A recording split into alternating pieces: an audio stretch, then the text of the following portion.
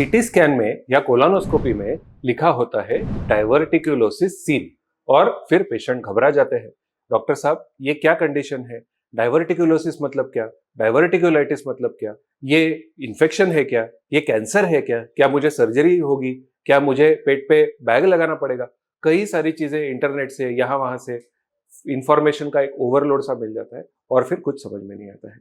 तो आज के वीडियो में हम इसी टॉपिक को डिटेल में डिस्कस करेंगे कि व्हाट इज डाइवर्टिक्यूलोसिस, व्हाट इज डाइवर्टिक्यूलाइटिस, इन दोनों कंडीशंस के बीच में डिफरेंस क्या होता है, इसको पहचाने कैसे, इसको ट्रीट कैसे किया जाए और कौन सा कंडीशन हार्मलेस है, कौन सा कंडीशन हार्मफुल है। तो वीडियो को एंड तक देखिएगा।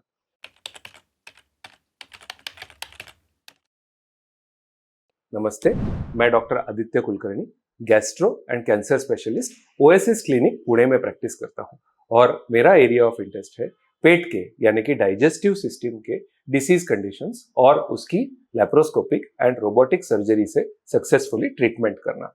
डाइवर्टिक्यूलोसिस यानी कि एक बहुत ही कॉमन कंडीशन है, मैं तो इसे बीमारी भी नहीं कहूंगा, कि कोलॉन जो होता है यानी कि लार्ज इंटेस्टाइन जो होता है, इसके अगल बगल में इसके ही लाइनिंग के कुछ पाउचेस क्रिएट हो जाते हैं जिसमें कि फ्लूइड या फिर गैस से भरे हुए छोटे छोटे बलून्स जैसे पाउचेस इसके अगल बगल में क्रिएट हो जाते हैं और ये मल्टीपल होते हैं।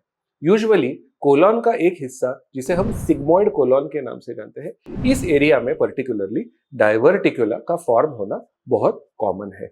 ये क्यों फॉर्म होते हैं इसका एग्जैक्ट रीजन हमें अभी तक नहीं पता, बट यूजुअली ये इंक्रीजिंग एज के साथ में ज्यादा कॉमन होते हैं। यानी कि 50 साल के ऊपर जितने भी लोग हैं, लगभग 40 to 50% लोगों में नॉर्मली डाइवर्टिक्यूला नजर आ सकते हैं।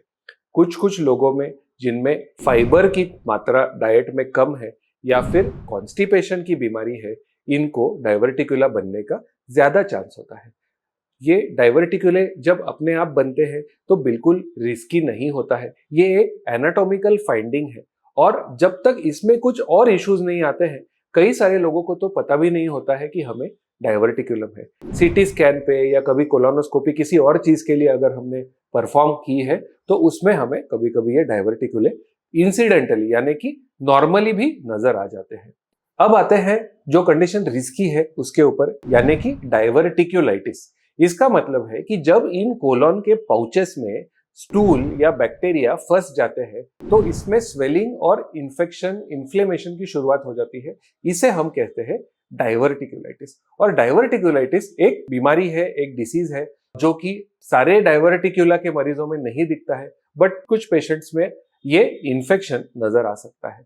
तो यहां से जो पार्ट स्टार्ट होता है वो पेशेंट के लिए इंपॉर्टेंट है कि पेन होने लगता है लेफ्ट साइड में, खास करके लोअर साइड में पेट में दर्द हो सकता है, फीवर हो सकता है, नौशिया या वॉमिटिंग का सेंसेशन हो सकता है, स्टूल पास करते टाइम डिफिकल्टी होना, कभी कभार स्टूल के साथ में ब्लीडिंग जाना।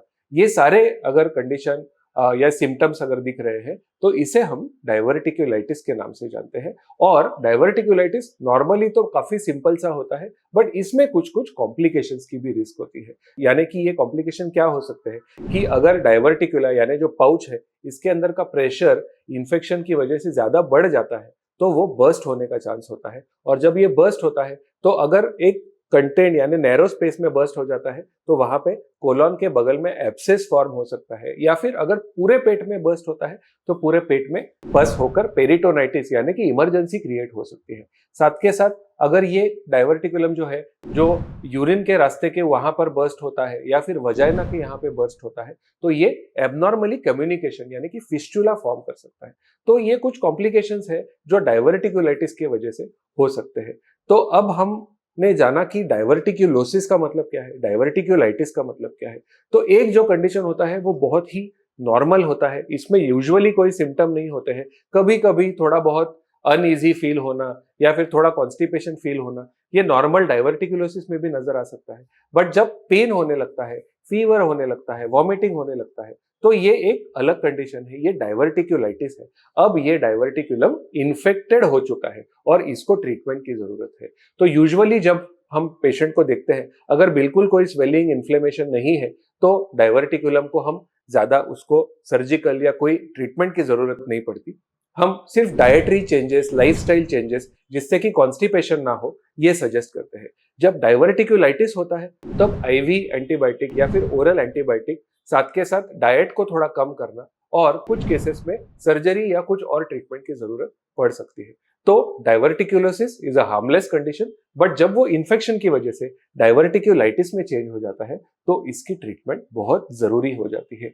तो बिल्कुल भी इस कंडीशन को इग्नोर मत कीजिएगा। अगर आपको कोई भी डाउट है तो please feel free to reach out to me. I will be very happy अगर मैं आपके डाउट्स के जवाब दे सकूंगा। तो डाइवर्टिक्यूलोसिस, डाइवर्टिक्यूलाइटिस और ये पूरे बीमारी के बारे में हम एक डिटेल्ड वीडियो सीरीज अभी बना रहे हैं। तो अगर आपके कोई भी डाउट्स है तो please write them to me. मैं श्योरली इसको अगले वीडियो में इंक्लूड कर दूंगा। Thank you very much.